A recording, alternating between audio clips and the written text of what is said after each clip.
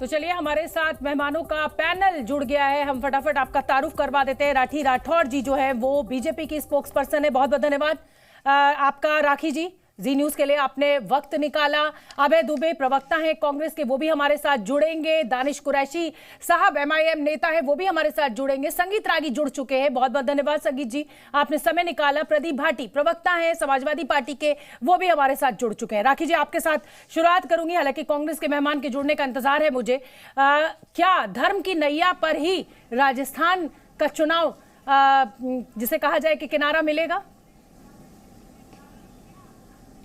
देखिए शोभना जी, राजस्थान के अंदर जो मुद्दे हैं जिनके माध्यम से हम लोग चुनाव में गए हैं, उसमें मुख्य मुद्दा हमारा पेपर लीक का मुद्दा, महिला सुरक्षा के लिए हमने कई बार चर्चा की और जो स्थिति महिलाओं की राजस्थान में वो सभी लोगों ने देखी और जिस तरह से पेपर लीक की घटनाएं हमने देखी, बेरोजगारों के साथ में इन्होंने धोखा किया, किसानों से कर्ज माफी के नाम पर जिस तरह की वादा खिलाफी की, ऐसे बहुत सारे मुद्दे हैं। लेकिन मैं आपसे ये कहना चाहूंगी कि जैसे आज मैं सबको बधाई भी देना चाहूंगी, आज खाटू श्याम बाबा की आज जयंती है और एक प्रकरण है कि महाभारत जब पूरी हो गई थी उसके बाद बाबा श्याम से पूछा गया कि आपने महाभारत में क्या देखा, तो खाटू बाबा ने यह कहा कि मैंने महाभारत में सिर्फ और सिर्फ श्री कृष्ण को देखा।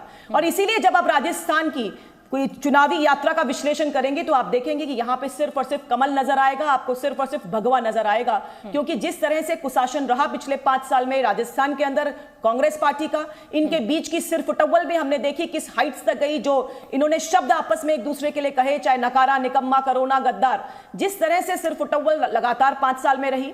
महिला वर्ग, किसान वर्ग, युवा वर्ग, बेरोजगार वर्ग, हर वर्ग जो है इनसे परेशान रहा और इसीलिए 25 तारीख को जनता कांग्रेस पार्टी को सबक सिखाएगी और निश्चित तौर पर आगे आने वाले चुनाव में कांग्रेस पार्टी को राजस्थान से बाहर का रास्ता दिखाएगी, क्योंकि मुख्यमंत्री जी पहली बार मुख्यमंत्री नहीं है, ये तीसरी बार मुख्यमंत्री और पहले 2 कार्यकाल के बाद में कांग्रेस पार्टी का क्या हुआ वो शोभना जी आपने भी देखा, हमने भी देखा। 2003 में इनके कार्यकाल के बाद कांग्रेस पार्टी 56 पर और 2013 में इनके कार्यकाल के बाद कांग्रेस पार्टी 21 सीटों पर आके निपटी थी। इसका मतलब साफ है कि इनकी गवर्नेंस खराब है। जनता ने एज अ मुख्यमंत्री इनको कभी भी एक्सेप्ट नहीं किया और वही रिजल्ट आप 3 दिसंबर को भी देख लीजिएगा। मुख्यमंत्री अशोक गहलोत जी को, कांग्रेस पार्टी को बाहर का रास्ता दिखाया जाए। बिल्कुल ठीक है, आपने बड़े तमाम मुद्दे गिनवाए और जाहिर सी बात है कि इन मुद्दों के ऊपर बीजेपी लगातार चुनाव लड़ने की बात कर रही है, लेकिन धर्म की एंट्री भी खूब जोर शोर से की गई बीजेपी की तरफ से। यह कहा गया कि देखिए अशोक गहलोत ने तो जगह जगह बुलडोजर चला दिए, शिवलिंग को ड्रिलिंग मशीन से तोड़ दिया। तो जब इतने सारे घोटाले कांग्रेस कर बैठी हुई है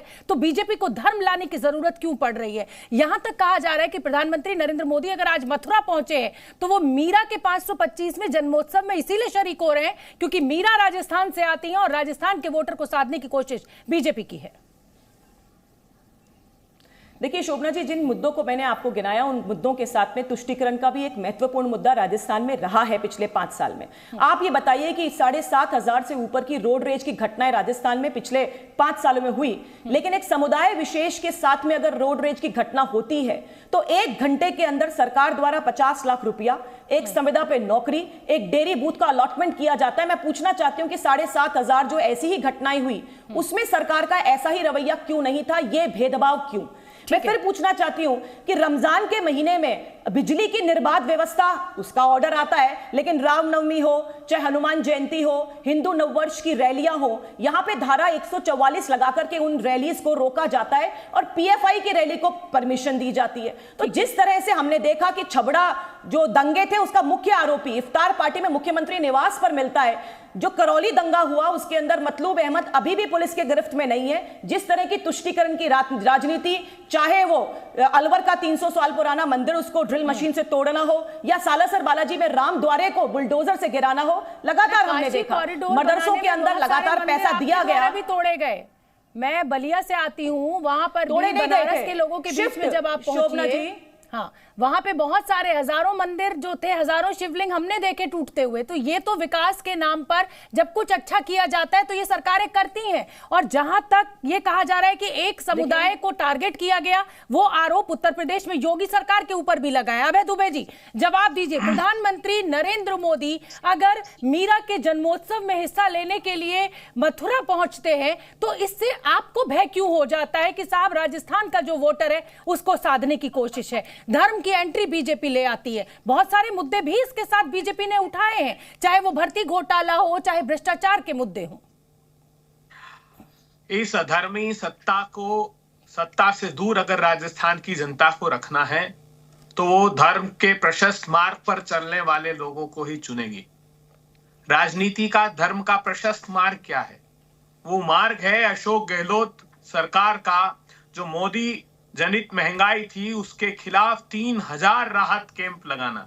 उन 3000 राहत कैंपों में 1.8 करोड़ परिवारों को, मतलब 1,80,00,000 परिवारों को उस राहत कैंपों के माध्यम से 25,000 करोड़ रुपए का डायरेक्ट बेनिफिट ट्रांसफर करना। पिछले 27 दिनों में हमने 1 करोड़ गारंटी कार्ड नई 7 गारंटियों के बांटे हैं। राजस्थान में 200 यूनिट तक कंज्यूम करने वाले कंज्यूमर कुल 1,19,00,000 में से 1 करोड़ है, जिनका 100 यूनिट, पहला 100 यूनिट बिजली का बिल बिल्कुल माफ हो गया है। गहलोत सरकार ने 69 लाख गैस के सिलेंडर जो मोदी जी ने 1150 कर दिए थे वो 500 रुपए में दिए, और अब 1,06,000 गैस के सिलेंडर 450 करोड़ रुपए में देंगे। ये सत्ता का धर्म है और उस धर्म के प्रशस्त मार्ग पर हम चल रहे हैं। राइट टू हेल्थ, हिंदुस्तान का पहला राज्य राजस्थान बना है जिसने कानूनी अधिकार लोगों को दिया है उनके स्वास्थ्य का। और मुझे बताते हुए ये खुशी हो रही है कि हमने जो चिरंजीवी स्वास्थ्य योजना है उसमें 34 लाख लोगों का 3,882 करोड़ रुपए का इलाज उस योजना के तहत कराया है। अब उसकी राशि ऐतिहासिक रूप से हमने 50 लाख रुपए कर दिए।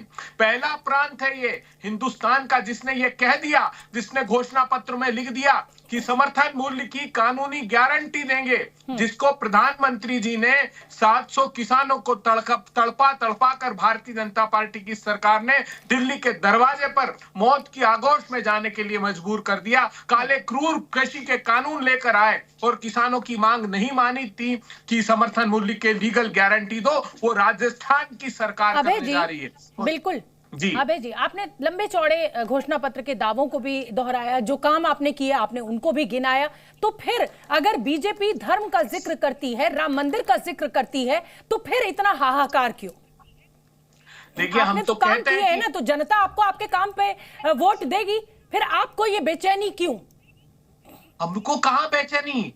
बेचैन तो वो है जो नफरत, नकारात्मकता, निराशा की बात कर रहे हैं। राखी जी को सुना नहीं क्या आपने? सिर्फ सांप्रदायिक ध्रुवीकरण की बात की। सैफुल्लाह फारूक को भूल गई, दुर्दांत आतंकवादी पंडितों का हत्यारा, जिसको भारतीय जनता पार्टी ने जम्मू कश्मीर के वार्ड नंबर 33 से टिकट दिया। 10 साल जेल के काट के आया। अजहर मसूद का शिष्य, उसको टिकट दिया। तालिब हुसैन, जो अमित शाह साहब के मंच का पीछे साझा करता, पाकिस्तान का हथियार सप्लायर, जो पकड़ा गया, जनता ने, गांव के लोगों ने पकड़ा, वो मंच साझा करता है। तारिक अहमद मीर जो दुर्दांत आतंकवादी था, भारतीय जनता पार्टी ने उसको टिकट दिया। कन्हैया लाल जी का हत्यारा रियाज अटारी भारतीय जनता पार्टी का कार्यकर्ता था। ये तो आकंठ पाप में डूबे हुए लोग हैं। ठीक है अभय दुबे जी, आऊंगी आपके पास, और संगीत रागी आपके पास भी आऊंगी, और प्रदीप भाटिया आपके पास भी आऊंगी, लेकिन उससे पहले राखी जी, पहले मेरा सवाल सुन लीजिए। सवाल ये है, आपकी मैं सारी बातें मान रही हूँ, मंदिरों पर बुलडोजर हुए, दंगे हुए, सब कुछ मान रही हूं मैं, राजस्थान में ये सब कुछ हुआ है, लेकिन बार बार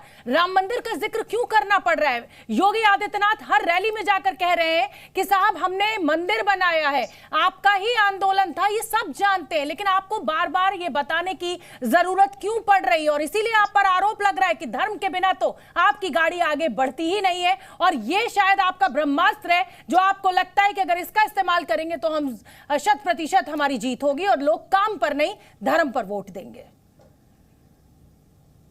देखिए शोभना जी, हमसे ही सवाल पूछा जाता था, मंदिर वही बनाओगे लेकिन तारीख नहीं बताओगे, और सौभाग्य है मेरा कि मैं उस तारीख के साक्षी रहूंगी जब 22 जनवरी को राम मंदिर बनेगा। और क्यों ना अपने लोगों के बीच में इस बात को शेयर किया जाए, इस बात को बताया जाए जिसका 500 साल से हम लोगों ने इंतजार किया, और हमारे लिए निश्चित तौर पे एक ऐतिहासिक दिन होगा।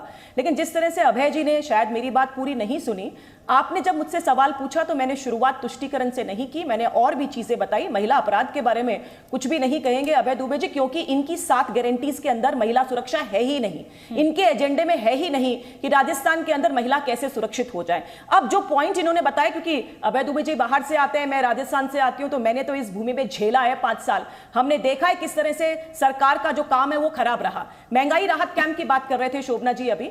महंगाई राहत कैंप इन्होंने जून के महीने से लगाया, उस महीने से लेकर के अब तक अक्टूबर तक आप देख लीजिए, हर महीने के अंदर नेशनल एवरेज से 2% ज्यादा महंगाई दर राजस्थान में है। मैं पिछले महीने की बता देती हूं आपको, नेशनल एवरेज 4.87% है और राजस्थान की 6.25% है। यानी महंगाई राहत कैंप के बावजूद भी सबसे महंगा डीजल, पेट्रोल, बिजली इतनी ज्यादा महंगी हमारे यहाँ है कि हमारे यहाँ महंगाई कम हो ही नहीं सकती। 200 यूनिट बिजली फ्री की बात कर रहे थे।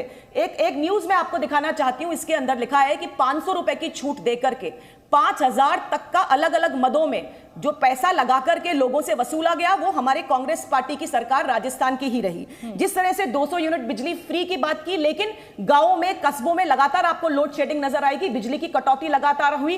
किसानों के समर्थन मूल्य की बात ये कर रहे थे, लेकिन बाजरा एक मुख्य फसल है राजस्थान का, जिसको कि एमएसपी पे पिछले 5 साल में कांग्रेस ने कभी नहीं खरीदा। हमारे लोगों ने, हमारे किसानों ने हरियाणा में जाकर के एमएसपी पर इसको बेचा। जो एमएसपी 2350 रुपए थी, वो राजस्थान के अंदर बेचने पर 1300 रुपए में ही बिक्री हुई, लेकिन इस सरकार ने उसमें कोई भी काम नहीं किया। और जिस तरह से कन्हैया लाल के बारे में कह रहे हैं, मैं इनको एक अपडेट कर दूं, कन्हैया लाल के साथ में जो लोगों की तस्वीरें हैं, इनकी रिपोर्ट थी, राजस्थान के जो इनकी खुफिया एजेंसी है उनकी रिपोर्ट थी कि वो लोग पाकिस्तान से ट्रेनिंग लेकर आए थे और उनसे कहा गया था कि आप जो बीजेपी के लोग हैं उनके साथ फोटो खिंचवाइए, क्योंकि ये ऐसे लोग हैं कि इनके साथ रहने से उनपे कोई शक नहीं करेगा। कन्हैया लाल के गले कटने से पहले उसने जाके पुलिस में रिपोर्ट दर्ज कराई थी, लेकिन यहाँ की नकारा निकम्मा पुलिस ने उस पर कोई काम नहीं किया, कोई कार्रवाई नहीं की। इसीलिए कन्हैया लाल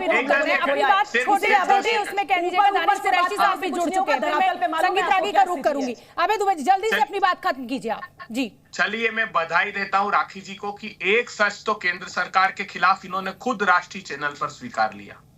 साहब, डीसीपी स्टेट है राजस्थान, केंद्र की सरकार का अधिकार है प्रोक्योरमेंट। अगर आप कह रही हैं कि राजस्थान की सरकार ने नहीं खरीदा, तो इसका आशा है कि वो केंद्र की सरकार ने नहीं खरीदा। वो मैंडेट राजस्थान ने नहीं देखिए, मैं बीच में नहीं बोलता हूँ शोभना जी, मैं बिल्कुल बीच में नहीं बोलता हूँ, मैं बिल्कुल बीच में नहीं बोलता हूँ। केंद्र प्रोक्योरमेंट जो है वो केंद्र सरकार का काम है, लेकिन मैं किशन भारवाड़ का जिक्र यहाँ जरूर करना चाहता हूँ। कन्हैया लाल जी की तरह गुजरात के अहमदाबाद में किशन भारवाड़ की गला काट कर हत्या की, उसने पुलिस को रिपोर्ट कराई कि मेरी इसी प्रकार हत्या की जाने वाली है, पुलिस ने उसको जेल में डाल दिया। उसकी बच्ची जब पैदा हुई, वो चेहरा देखना चाहता था, जमानत लेकर जेल से आया तो उसका गला काट दिया। 2000। चलिए, यहाँ मुद्दा कुछ और है अभय दुबे जी, यहाँ मुद्दा कुछ और है। यहाँ मुद्दा ये है कि क्या धर्म की नाव पर बैठ के ही चुनावी नैया पार होगी? संगीत रागी, लगातार काम देखिए, दोनों ही दल के प्रवक्ता मेरे साथ बैठे हुए हैं और अपने अपनी जो शिकायतें हैं, चाहे सत्ता पक्ष हो चाहे विपक्ष हो, गिनाई जा रही हैं। कामों का भी बखान किया जा रहा है दोनों ही दलों के द्वारा। लेकिन मेरा सवाल इससे इतर यह है कि क्या धर्म की नैया पर ही बैठकर चुनाव की जो नैया है, चुनाव की नैया किनारे लगेगी? क्योंकि लगातार बीजेपी के तमाम नेता जो है वो राम मंदिर का जिक्र कर रहे हैं, किस तरीके से ड्रिल मशीन चला दी गई, किस तरीके से मंदिर गिरा दिया गया, ये सब कुछ जिक्र हो रहा है। आज खुद प्रधानमंत्री नरेंद्र मोदी मथुरा पहुंच रहे हैं, मीरा के जन्मोत्सव पर, जो राजस्थान के मेवाड़ से आती हैं। देखिए शोभना जी, जब भी हम विकास की बात करते हैं तो विकास में सिर्फ हमारा आर्थिक विकास नहीं, हमारा आध्यात्मिक उन्नयन भी हमारे विकास का उतना ही अवश्यंभावी हिस्सा है। और गांधी जी के भारत में आध्यात्मिक चीज़ों के लिए, अपने पौराणिक चीज़ों के लिए, अपने धरोहरों के लिए बात करना कोई धार्मिक मोबिलाइजेशन नहीं है। और वैसे भी राम और कृष्ण और शिव की भूमि का उद्धार, और वो भी आक्रांताओं के द्वारा मंदिर तोड़े जाने के बाद उनके उद्धार की बात करना कहीं से धर्म की राजनीति नहीं है। ये तो अपने संस्कृति को फिर से ग्रहित करने की बात है। दूसरी बात, मैं ये मानता हूँ बहुत अच्छा बात किया है कि प्रधानमंत्री जी आज ब्रजभूमि में गए हैं, और प्रधानमंत्री जी बहुत अच्छे तरीके से जानते हैं कि हमको अपना राजनीतिक संप्रेषण कैसे करना चाहिए। वो अच्छी तरीके, आप इसे चुनाव में, कौन मना करता था कि राहुल गांधी ब्रज नहीं चले जाएं? राहुल गांधी चले जाते हैं। श्रीमती सोनिया गांधी जी के लिए उनको किसने रोका था? वो भी ब्रज चले जाते हैं। यदि उनको इतना ही ऐसा लग रहा था, क्योंकि देखिए ऐसा क्यों नहीं होता है, क्योंकि ऐसी बातें भारत के आध्यात्मिक सांस्कृतिक पुनरुत्थान की बात कांग्रेस के लिए एजेंडा पर है ही नहीं। न वो नेहरू जी के एजेंडे पर था, श्रीमती गांधी के दौर में थोड़ा हुआ भी, न वो राजीव गांधी के एजेंडे पे था, न किसी भी भारतीय कांग्रेस पार्टी के राष्ट्रीय कांग्रेस पार्टी तो कांग्रेस के द्वारा ही खोला गया था, तो एजेंडे पर तो था शायद। उनकी नीति के ही हिस्से नहीं, सुन लीजिए, मैं बता रहा हूँ, उनके एजेंडे पे वो मजबूरी में कभी कभी ले आते हैं, वरना उनके एजेंडे पर ये सांस्कृतिक धरोहरों के पुनरुत्थान पर यदि बात होती तो राम मंदिर का उद्धार जो है 1947 के बाद तुरंत हो जाता है। जिस प्रकार से सोमनाथ का उद्धार हुआ, उसी तरह से काशी मथुरा का भी उद्धार होना चाहिए था और राम जन्मभूमि का भी उद्धार हो जाना चाहिए था।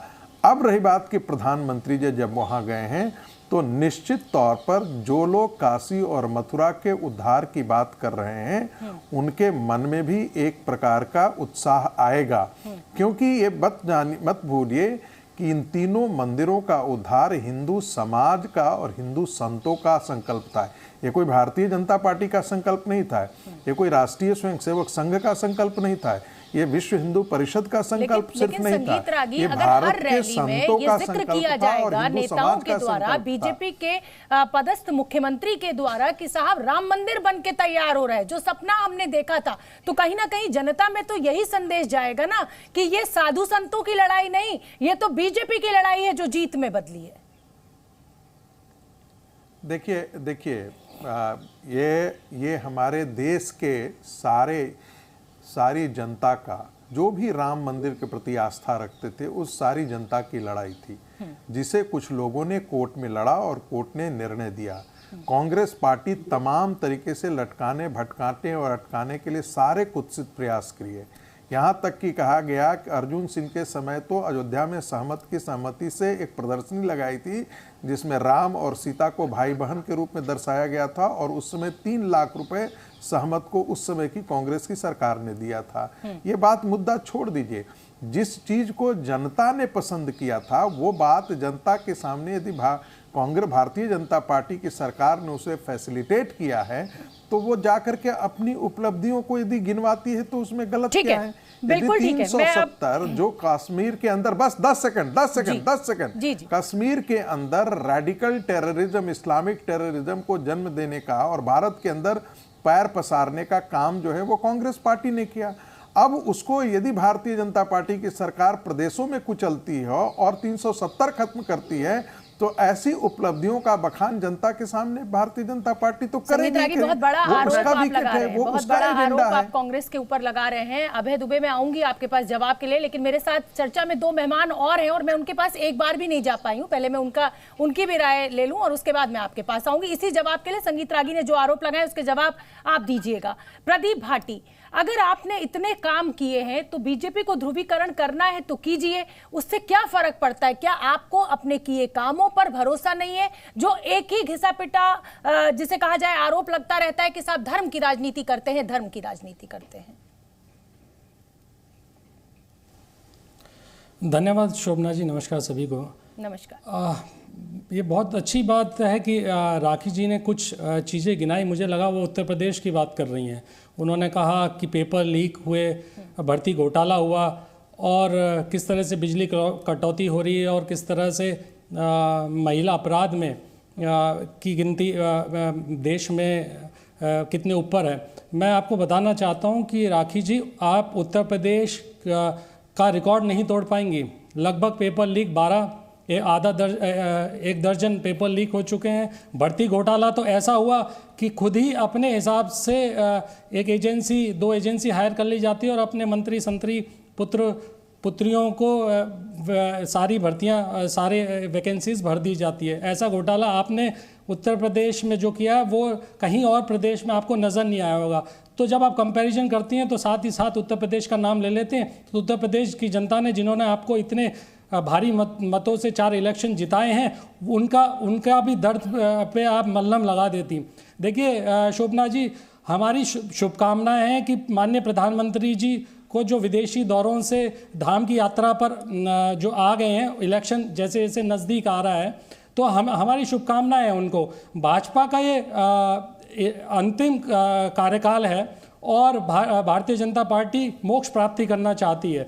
और जिस तरह से हिंदू पौराणिक मान्यताओं के अनुसार सप्त परियों में मथुरा भी एक मोक्ष धामनी की प्राप्त करने की जगह है, तो बहुत अच्छी जगह माननीय प्रधानमंत्री जी गए हैं और 2024 में भारतीय जनता पार्टी को जरूर ये मोक्ष प्राप्त होगा। परंतु स्थिति कितनी विपरीत है वो जानना भी बहुत ज़रूरी है, और देश का क्या खस्ता हाल भारतीय जनता पार्टी ने पिछले 10 साल में और 7 साल में लगभग उत्तर प्रदेश में हुआ है उसको जानना भी बहुत ज़रूरी है। अगर मैं सिर्फ उत्तर प्रदेश की बात करूं, बेरोजगारी चरम सीमा पे है, 25% rural unemployment Bharatiya Janata party की सरकार में उत्तर प्रदेश के अंदर है। किसानों की आय दुगनी होनी थी, किसानों का उसके विपरीत उनका इनपुट कॉस्ट डबल हो जाता है। 40 ऐसी वादे थे जो 2022 में मोदी सरकार को पूरे करने थे, एक वादा पूरा नहीं हुआ है। कहें तो मैं पूरी लिस्ट सुना देता हूं, जिसमें किसान की आय दुगनी से लेके 5 ट्रिलियन इकोनॉमी से लेके स्मार्ट सिटी से लेके आदर्श विलेज से लेके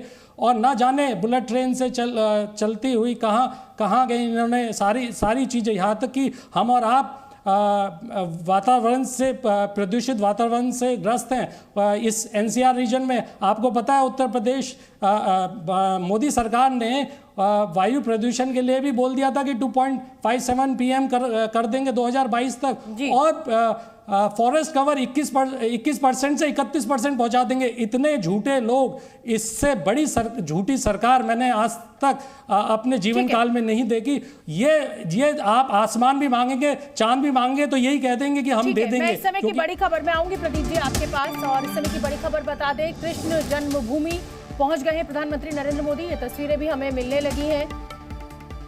आज मीरा की 525वीं जन्मोत्सव कार्यक्रम में शामिल होने के लिए मथुरा पहुंचे हैं प्रधानमंत्री नरेंद्र मोदी। ये काफिला गाड़ियों का और अब श्री कृष्ण जन्म स्थान पर मंदिर में दर्शन करने के लिए पहुंचे हैं। पहली बार कोई प्रधानमंत्री कृष्ण जन्मभूमि पर पहुंचा है।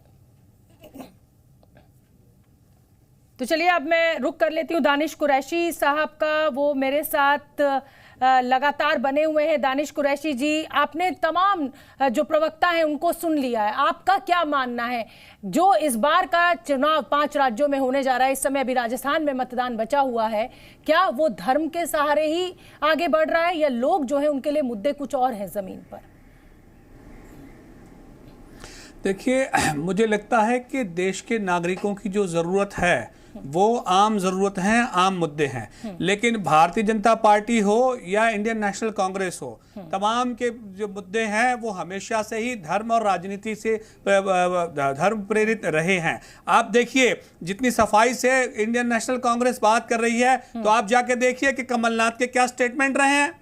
उनके स्टेटमेंट आप सुनेंगे तो आपको समझ में आ जाएगा कि वो कहां सेक्युलरिज्म की या लोगों के उत्थान की बात कर रही है। भारतीय जनता पार्टी से तो किसी को कोई उम्मीद ही नहीं है। भारतीय जनता पार्टी का तो जो 9 साल का, पौने 9, साढ़े 9 साल का जो कार्यकाल पूरा होने को आया है, वो तो अपनी सांसें गिन रहे हैं अगले चुनाव के लिए। लेकिन कांग्रेस की भी अगर बात की जाए तो मुझे ये बताइए कि केंद्र की बात छोड़ें, अगर राजस्थान की बात की जाए तो राजस्थान के गहलोत की सरकार के कार्यकाल में कट्टरपंथी इतने कैसे पनपे। और देखिए, दोहरे मापदंड देखिए आप, कन्हैयालाल की जिस तरह की हत्या हुई वो बिल्कुल नागवारा है, नहीं होनी चाहिए। लेकिन अगर नासिर जुनैद के मामले में देखा जाए तो आप देखिए तो आप समझ में आ जाएगा कि गहलोत सरकार का रवैया किस तरीके का है। तो वो तो खुद धर्म आधारित राजनीति कर रहे हैं। भारतीय जनता पार्टी से तो हमें उम्मीद ही नहीं है। आप देखिए, देश के प्रधानमंत्री पद पर विराजमान व्यक्ति जो है वो अभी पहुंच गए एक बार फिर धर्म का आधार बनाकर। तो जो धर्म का आधार बनाकर भारतीय जनता पार्टी राजनीति कर रही है, उसी आधार पे ये भी तो कह रहे हैं, आज ये कह रहे हैं कि हम ये करने वाले हैं, वो करने वाले। अगर इनके मैनिफेस्टो की बात की जाए तो याद आप भूल गई क्या कि ये वही इंडियन नेशनल कांग्रेस है जिसने कहा था कि हम बाबरी मस्जिद बना कर देंगे वापस। क्या हुआ? तो इनके वादे। दानिश जी, मैं आपको रोक रही हूँ और ये तस्वीरें हमें मिलने लगी है। श्री कृष्ण जन्मभूमि प्रधानमंत्री नरेंद्र मोदी पहुंच गए हैं। उत्तर प्रदेश के मुख्यमंत्री योगी आदित्यनाथ उनके साथ हैं और पहले प्रधानमंत्री हैं जो कृष्ण जन्मभूमि पर इस समय पहुंचे हुए हैं। और आज मीराबाई के 525वें जन्मोत्सव में शरीक होने के लिए प्रधानमंत्री मथुरा पहुंचे हैं। और अब इस समय ये कृष्ण जन्मभूमि में दर्शन करने के लिए, ब्रजभूमि में दर्शन करने के लिए प्रधानमंत्री नरेंद्र मोदी हालांकि इस दौरे के सियासी मायने भी निकाले जा रहे हैं। कहा जा रहा है कि राजस्थान की सीमा से लगता हुआ ये पूरा इलाका और मीराबाई, क्योंकि मेवाड़ राजस्थान से आती हैं, इसी वोट बैंक को साधने के लिए प्रधानमंत्री नरेंद्र मोदी मथुरा पहुंचे हैं। लेकिन बताया, जो जानकारी दी जा रही है उसमें मीराबाई के 525वें जन्मोत्सव में शरीक होने के लिए प्रधानमंत्री नरेंद्र मोदी पहुंचे हैं। ये उस समय की तस्वीरें हैं जब प्रधानमंत्री श्री कृष्ण जन्मभूमि में दर्शन करने के लिए पहुंचे थे। श्री कृष्ण के, वासुदेव के, उनके साथ उत्तर प्रदेश के मुख्यमंत्री योगी आदित्यनाथ भी मौजूद हैं। तो कृष्ण जन्मभूमि विवादित, ये पूरा बहुत पुराना विवाद है ये, और प्रधानमंत्री नरेंद्र मोदी पहले प्रधानमंत्री जो कृष्ण जन्मभूमि पर पहुंचे हैं। बाहर परिसर में ये मूर्ति रखी हुई थी, बहुत प्राचीन मंदिर में, जहां से ले आकर के यहाँ पर महामना। तो दानिश कुरैशी साहब, मैं आपका अब रुख करना चाहूंगी, और क्योंकि आपने कहा कि दोनों ही दल जो हैं वो धर्म की बात करते हैं, तो मुझे बड़ी बड़ी इंटरेस्टिंग लगी आपकी बातें, क्योंकि आपके तो पार्टी के नाम में ही धर्म है, और एक धर्म का नाम है आपकी पार्टी के नाम में ही, और फिर उसके बाद आप ऐसा आरोप लगा रहे हैं। छोटा सा जवाब, और फिर अभय दुबे आपके पास। बिल्कुल बिल्कुल बिल्कुल बिल्कुल छोटा सा जवाब यह है कि इलेक्शन कमीशन जो है उसके पास हम प्रमाणित हैं, और हम वहां प्रमाणित हैं। ये हमारा प्रमाण इतना इनफ है। अगर कुछ भी ऐसा प्रॉब्लम लगता तो इलेक्शन कमीशन की तरफ से उसमें सुधार आए थे। नहीं है, कोई प्रॉब्लम नहीं है, लेकिन फिर दूसरे दलों पर आप एक ही धर्म को पक्ष लेने का या फेवर करने का आरोप मत लगाइए। अभय दुबे जी, आप जवाब दीजिए संगीत रागी ने जो आपके ऊपर आरोप लगाया। मैं सिलसिलेवार सारे चीजों का जवाब देता हूं। पहला तो गंभीर आरोप मेरा है कि प्रधानमंत्री जी जो राजस्थान के साथ आपने धोखा किया है उसका कोई सानी नहीं। 2018 के चुनाव में आप कहते थे कि ईस्टर्न राजस्थान कैनाल प्रोजेक्ट, जिसमें 13 पूर्वी राजस्थान के जिलों की पानी की आवश्यकता की प्रतिपूर्ति होती है, उसको राष्ट्रीय परियोजना घोषित नहीं किया। आपके केंद्रीय मंत्री ने साफ इनकार कर दिया कि अगर हमारी सरकार होगी तो हम इस परियोजना को स्वीकृति देंगे। क्यों प्रधानमंत्री जी? अशोक गहलोत जी 13,000 करोड़ रुपए का प्रोविजन कर चुके हैं और पूरी इच्छा शक्ति के साथ हम वो काम कर रहे हैं। बात रही संगीत रागी जी की, तो साहब तमाम सारे दावे कर रहे थे आर्टिकल 370 आतंकवाद। अरे वही बता रहे हैं आतंकवाद का भूत जिन्होंने छोड़ा अजहर मसूद। जितने आतंकी हमले हुए हैं, या तो भारतीय जनता पार्टी के समर्थन से वहां सरकार थी। 1990 के दशक में जब पंडितों का कत्ल हुआ, तब ये विश्वनाथ प्रताप सिंह जी की सरकार को समर्थन दे रहे थे, और इनके जो बाद में केंद्रीय मंत्री बने जगमोहन, वो गवर्नर वहां थे। सिंहपोरा का हमला हुआ, वहां सिखों का नरसंहार हुआ, तब भारतीय जनता पार्टी की केंद्र में सरकार थी। नदी मार्ग थाने पर जब पूरे के पूरे गांव को झाड़ के नीचे बिठाकर मार दिया गया गोलियों से, तब केंद्र में भारतीय जनता पार्टी की सरकार थी। रघुनाथ मंदिर पर हमला हुआ जब भाजपा की सरकार थी। 2 बार अमरनाथ यात्रा पर हमला हुआ, तब भारतीय जनता पार्टी की सरकार थी। रजनी बाला से लेके राहुल भट्ट से लेके जितनी टारगेटेड किलिंग अभी हो रही है, मोदी सरकार वहां पर है। मोदी जी ने एक शब्द उन हत्याओं के खिलाफ नहीं बोला। अरे अभी प्रधानमंत्री जी की तस्वीरें आप दिखा रहे हो, वेस्ट बंगाल के चुनाव में बांग्लादेश गए थे माता जी के दर्शन करने, क्या परिणाम हुए?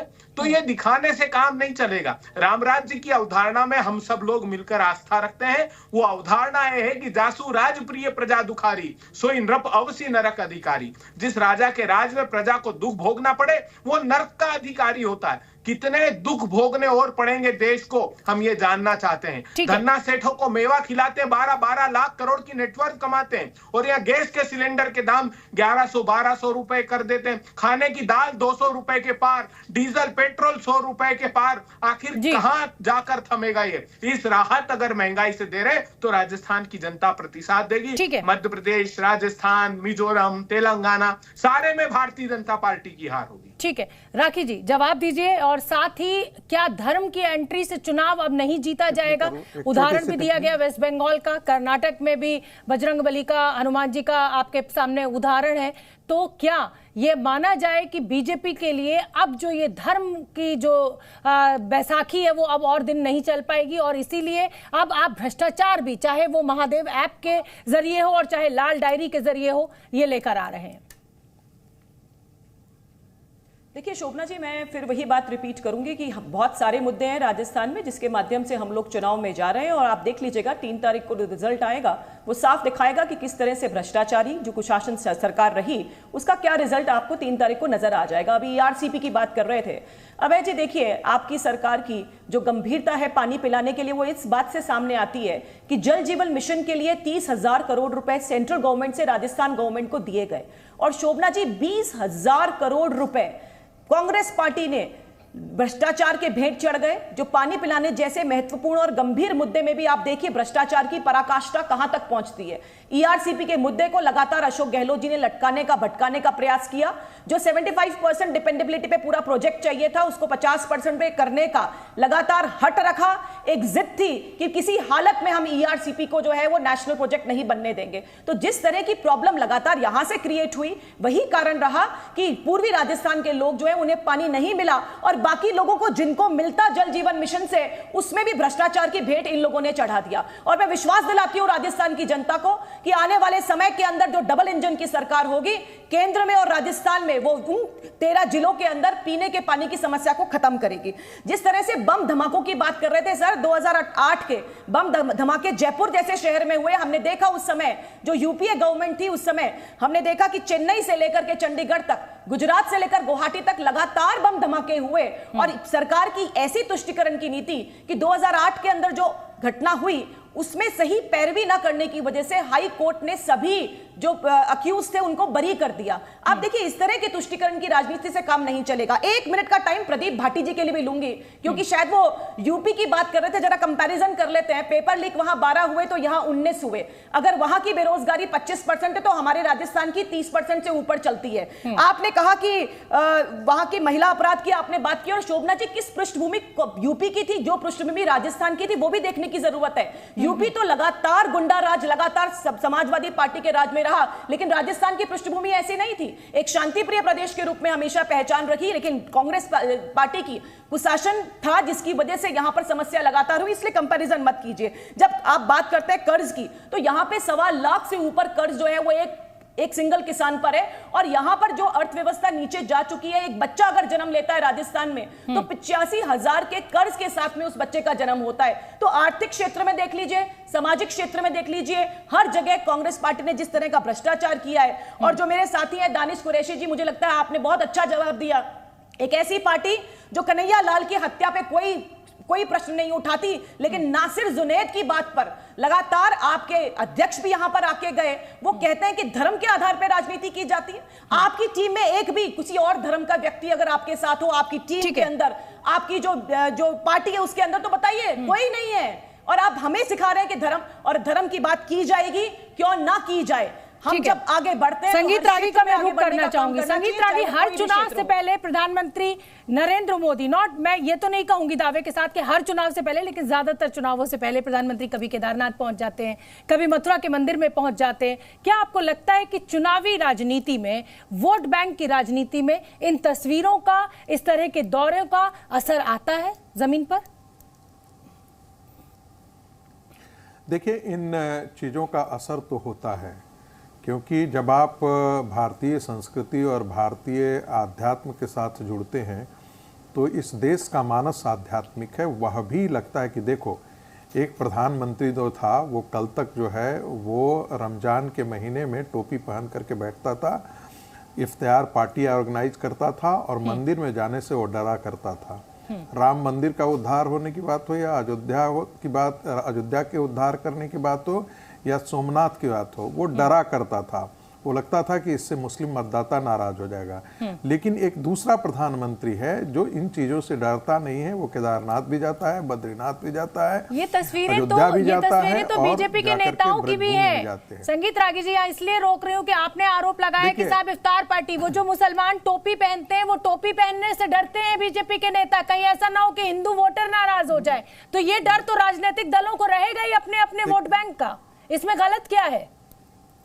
देखिए तो मैंने वही कहा ना कि कांग्रेस पार्टी पहले इस बात की राजनीति करती थी कि मुसलमान वोटों को हम साध लें और हिंदू वोट यदि कहीं भी जातियों के आधार पर बटे हो कोई हमें फर्क नहीं पड़ता है। हम 20%, 18% मुस्लिम वोट से तो शुरू करते ही हैं। आपने देखा होगा कि मध्य प्रदेश के चुनाव में कमलनाथ जी ने क्या कहा था, 90% मुसलमान बाहर निकल करके एक मुफ्त वोट करना, नहीं करोगे तो भारतीय जनता पार्टी आ जाएगी। जैसे कोई जंगल में हो कि बाघ आ जाएगा, वो स्थिति डराने का काम जो है कांग्रेस पार्टी मतदाता ही। देखिए, इस भारत में मुसलमानों का रेडिकलाइजेशन इसलिए हुआ है कि कांग्रेस ने उस रेडिकलाइजेशन की प्रवृत्ति, संस्कृति को खाद पानी दिया है, नहीं तो भारत के मुसलमान इस प्रकार के नहीं होते। आज यही कारण है कि वो हमास के समर्थन में खड़े होते हैं, आज यही कारण है कि वो जैसे मोहम्मद के लिए काम करने लगते हैं, आज यही कारण है, ये इसको खाद पानी देने का काम। मैं यहाँ पर आपको रोकूंगी संगीता जी, और इसलिए रोकूंगी कि चंद मुट्ठी भर बिगड़े हुए या ये कहिए भटके हुए मुसलमानों से आप पूरी हिंदुस्तान के मुसलमानों के लिए ये बात नहीं कह सकते, और ये दोनों ही धर्मों में है। हम कह ही नहीं रहे। मैं शोभना जी मैं कह भी नहीं रहा हूँ, सारे मुसलमानों के लिए मैं कह भी नहीं हूँ। Radicalisation of the Muslim community, तो सारे रेडिकलाइज्ड हैं ऐसा नहीं है। बहुत सारे तो भारतीय जनता पार्टी के साथ भी खड़े हैं, मुसलमान हमारे साथ नहीं खड़े हुए हैं, सेवक संघ की शाखाओं में भी जाते हैं। ठीक है, नहीं सारे मैंने भी नहीं कहा जो अब ओवैसी की पार्टी, आप उनको क्या कहेंगे?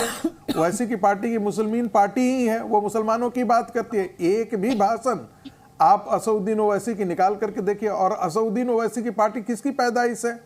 वो कांग्रेस के समर्थन से खड़ी रही है, कांग्रेस के समर्थन से वो आगे बढ़ी है। आज वो कहते हैं कि भारतीय जनता पार्टी की बी टीम है। किसके साथ चुनाव लड़ते थे? नरसिंह राव के समय असउद्दीन ओवैसी की पार्टी कहाँ थी? जब राजीव गांधी थे तो उस समय उनकी पार्टी कहां पर थी? ठीक है, अबे दुबे, आप बहुत देर से अपना हाथ रेज कर रहे हैं, सुन लेते हैं आपको, बताइए, दीजिए जवाब। आज देखिए, बुनियाद के पत्थर जो भारतीय जनता पार्टी, राष्ट्रीय स्वयंसेवक संघ है उनके बारे में भी देश को थोड़ा सा जानना चाहिए। बहुत गंभीर बात कह रहा हूं।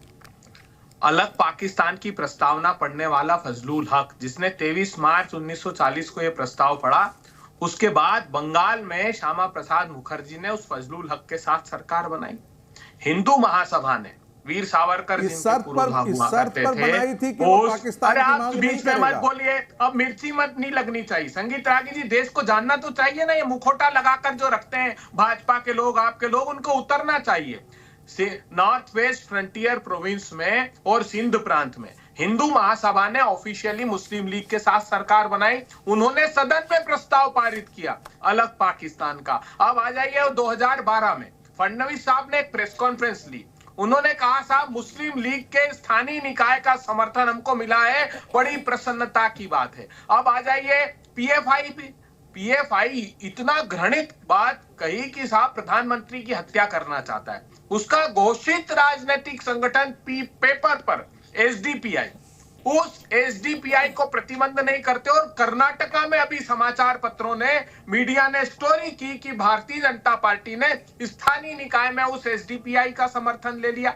हम पर सवाल खड़ा करते हैं, ऐसा आजाद भारत के इतिहास में एक राजनीतिक दल नहीं जिसने घोषित आतंकवादी को टिकट दिया हो अपने यहाँ। स्थानीय निकाय से लेकर विधानसभा तक, मैंने बताया सैफुल्ला फारूक से लेकर तारिक अहमद मीर, भारतीय जनता पार्टी ने, और चाहे लोग तो गूगल करके देख लें, इन घोषित आतंकवादियों को टिकट भारतीय जनता पार्टी ने दिया। और पाठ पढ़ाते हैं कि तुष्टीकरण कर रहे हैं। अरे आप आतंकवादियों का पुष्टिकरण करते हैं साहब। ठीक है, प्रदीप भाटी भी कुछ कहना चाहते हैं, प्रदीप भाटी को भी सुन लेते हैं अभय दुबे, उसके बाद संगीत रागी जवाब के लिए आपके पास आऊंगी। प्रदीप भाटी। देखिए शोभना जी, हमारी बहन राखी जी ने ये तो मान लिया कि अगर अनएम्प्लॉयमेंट 30 की जगह 25 हो और एक दर्जन पेपर लीक हो तो ये ठीक है। उत्तर प्रदेश की जनता ये सुन रही होगी और जान गई होगी कि उनके बच्चों के साथ जो हक मारे जा रहे हैं, जो उनको रोजगार नहीं दिया जा रहा है, उसको भारतीय जनता पार्टी की प्रवक्ता उसको सही ठहरा रही हैं। लेकिन बात इससे ऊपर है कि भाजपा सिर्फ उनको सत्ता में आना ही एक लक्ष्य, मात्र लक्ष्य रह गया। राखी जी, मैंने आपके बीच में नहीं बोला था, कृपया करके सुन लीजिए। अभी एक एक करके सुन लीजिए। आप